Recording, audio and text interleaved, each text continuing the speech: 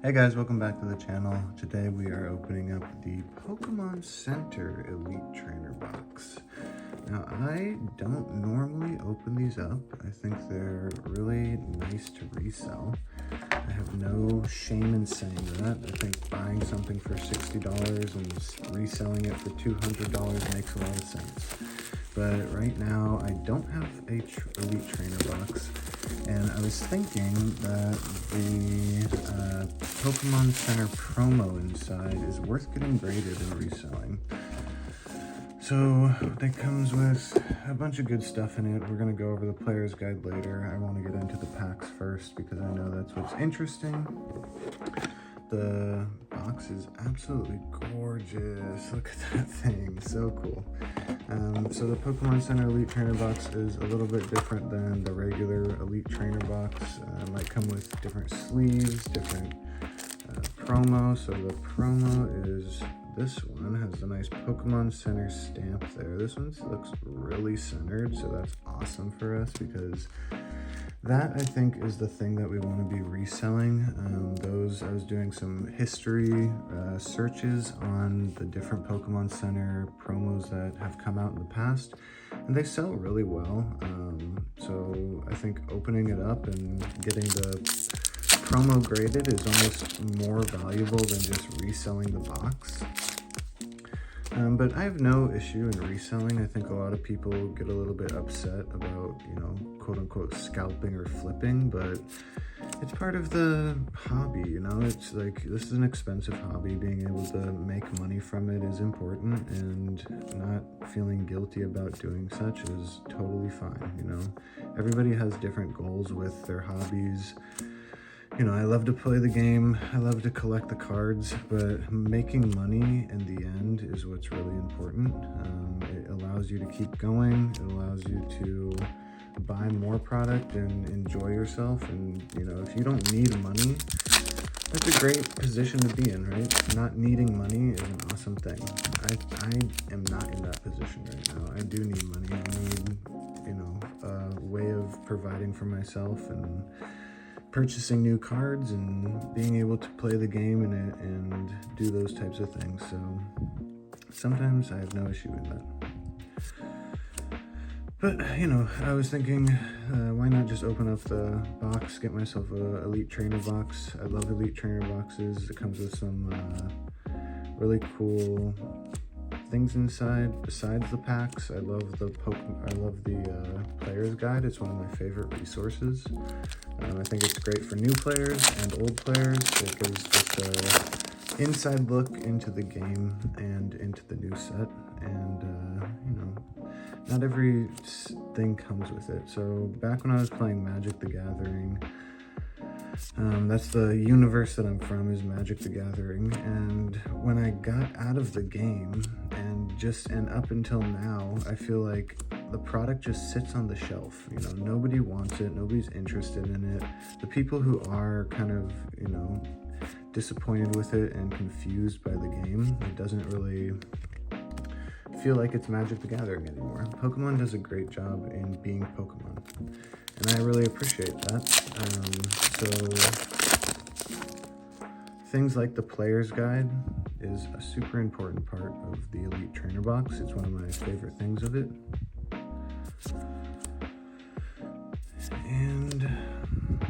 And having a high market value for your cards is super important.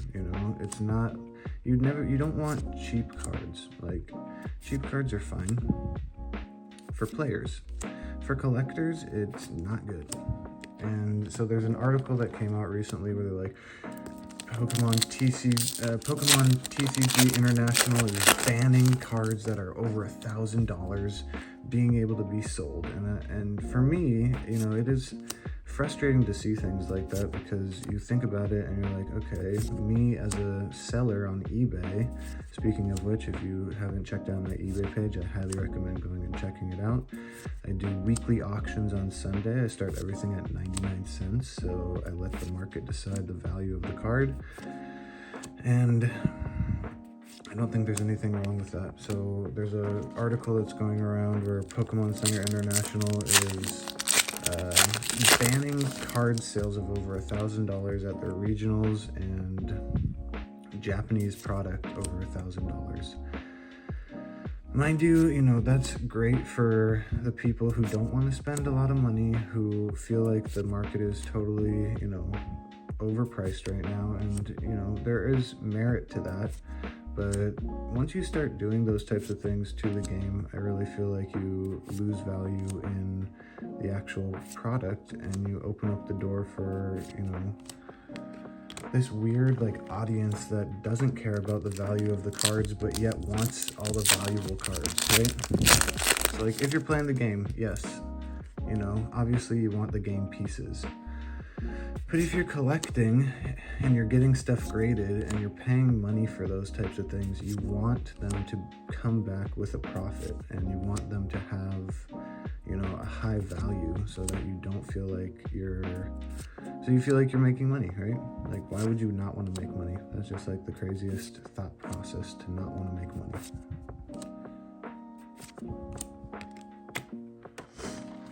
So those are my thoughts I've been having over the past 24 hours of just being like, okay, I don't know if that makes a lot of sense, but hopefully somebody gets it.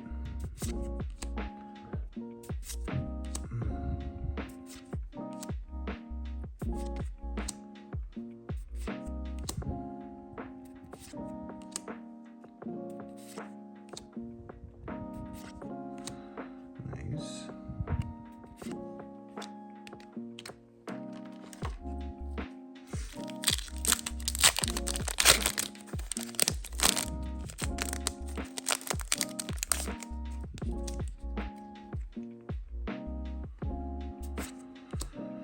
Like, for example, I had a friend give me their Charizard, the lineage Charizard, and wanted me to sell it on my eBay page. And so I sold it for him, and it sold for $200 under market value. And like something like that, you just go, oh my God, you know, it just does not feel good. Wow, double Mega Dragalge. I think we might be playing Mega Dragalge before, in real life, before we get to our Greninja deck. It just doesn't feel good, you know. It feels really good to be able to make $800 on a card. Like that feels awesome. And you know, the Pokemon Center, or the Pokemon article, is not going to change too much. You know, I can't imagine a secondary market changing too much because of those things. But you don't want to hurt the secondary market. I think it's wise to just let it be, right? Scalpers are going to be everywhere. People are always going to be wanting to make money. Making it so that they can't make money just discourages them from buying the product. And yes, it goes back into the hands of the players and the collectors who say, oh, I just love opening up cards and having a collection. It's like, okay, great. Well, that's completely fine, but some people don't always enjoy that. Nice, just pin. Alright. Well, that's the Elite Trainer box. Not too much in there. I mean, a couple hits. 3 hits, I guess. Now we can read through the player's guide if you want to. We don't have to do that. But I think the player's guide is a really useful resource. I really enjoy it. Might open up the second Elite Trainer box just for funds, because I know there's something good in them. But this is a great resource. I really highly recommend reading these if you have them yourself. It gives you a nice introduction into the game and what the designers are thinking. So we can read this for a bit and you let me know what you think. Take on the challenge of eternity. The hustle and bustle of the city turns into havoc as Mega Floette EX brings turmoil to the streets. Filled with courage and determination, Mega Greninja EX gathers other powerful Mega Evolution Pokemon EX, including Mega Pyroar EX and Mega Dragalge EX, to ward off this growing threat. As night falls, danger blossoms in the Pokemon TCG Mega Evolution Chaos Rising expansion. Welcome to the Pokemon TCG Mega Evolution Chaos Rising expansion. The events of the Pokemon Legends ZA video game continue in this expansion that sees Mega Greninja EX join forces with other Mega Evolution Pokemon EX to take on a major threat to Lumio City. All in all, the Mega Evolution Chaos Rising expansion brings 10 new Pokemon EX to the game, including 4 newly discovered Mega Evolution Pokemon EX of different types. Beautiful. We have this, we have that. Feels very good to have this. Sitting at $500, it just feels good. Sharp new combos. Tons of fun.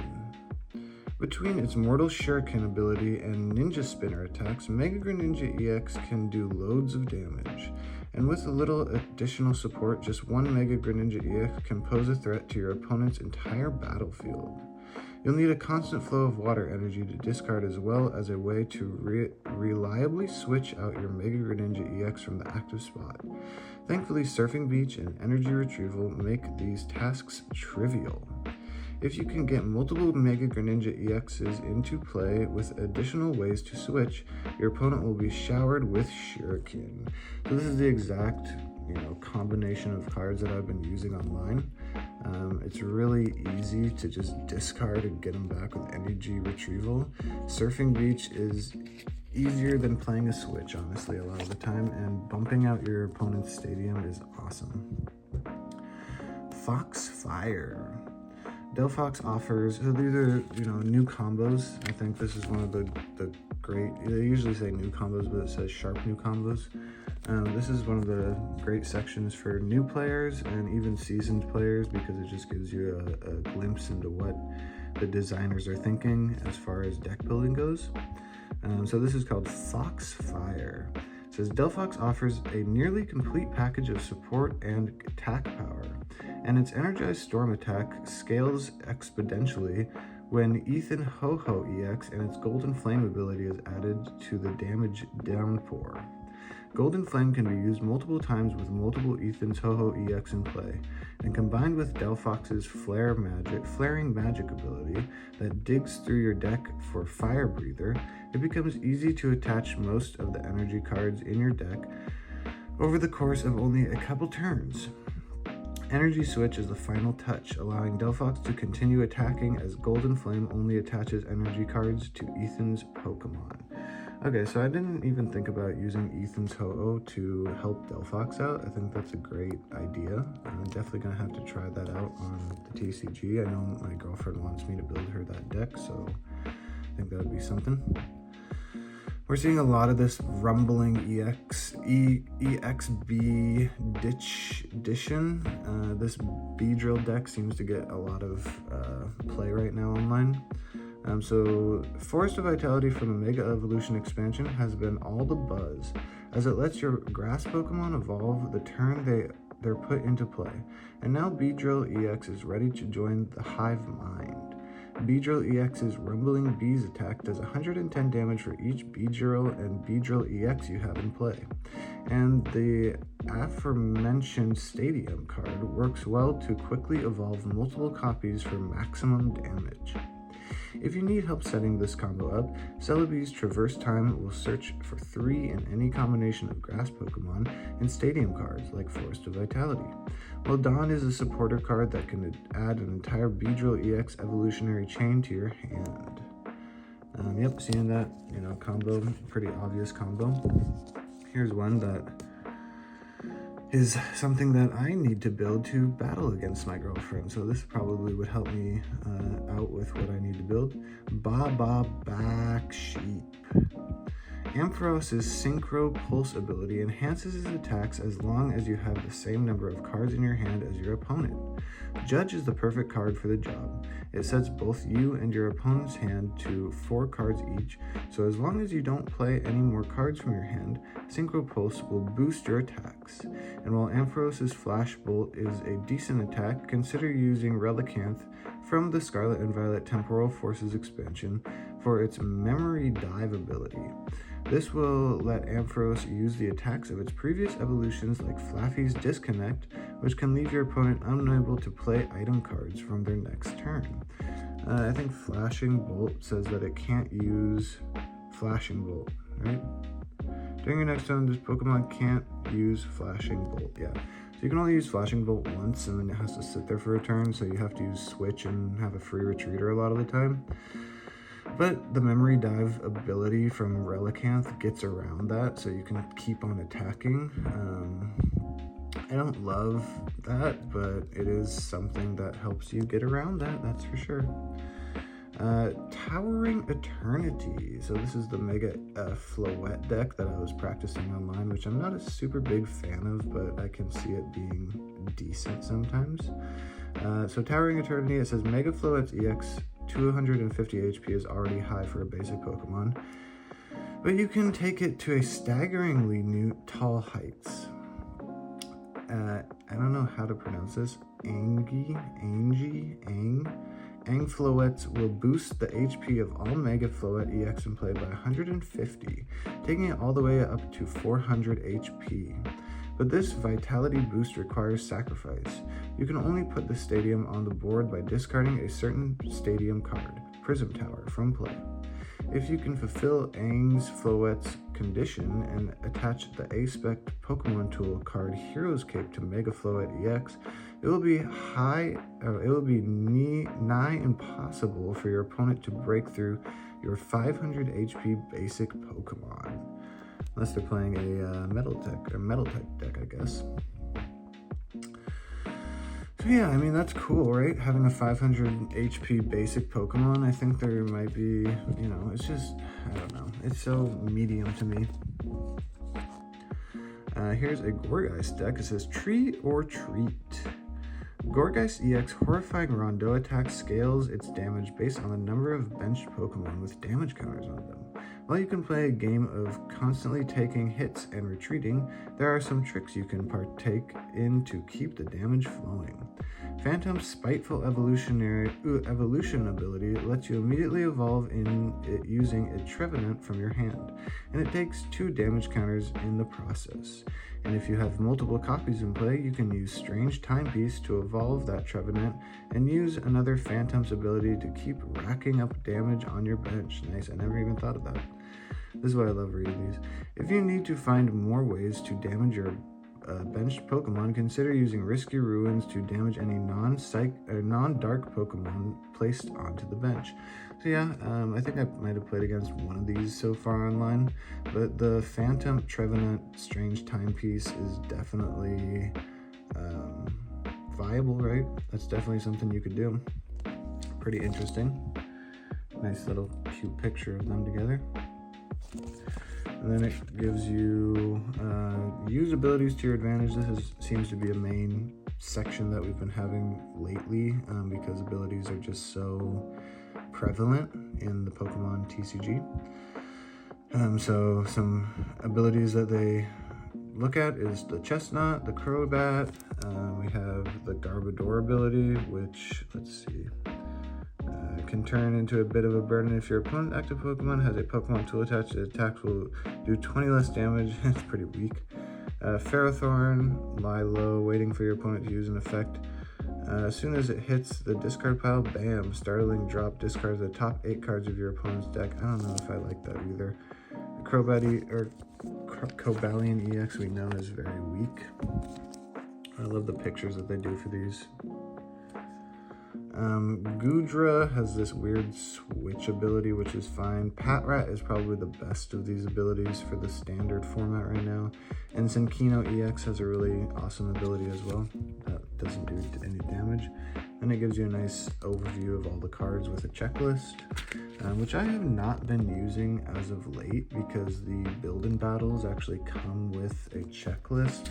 So you don't have to mark this nice booklet. You can mark something that you can easily replace or throw away or do something with instead of looking back and being like, I can't believe I marked this beautiful booklet with a pen or a pencil, and you know, the thing that I don't like about it is you close the book and the pen or pencil gets on like the other side, so it goes from one side to the other. It's not fun.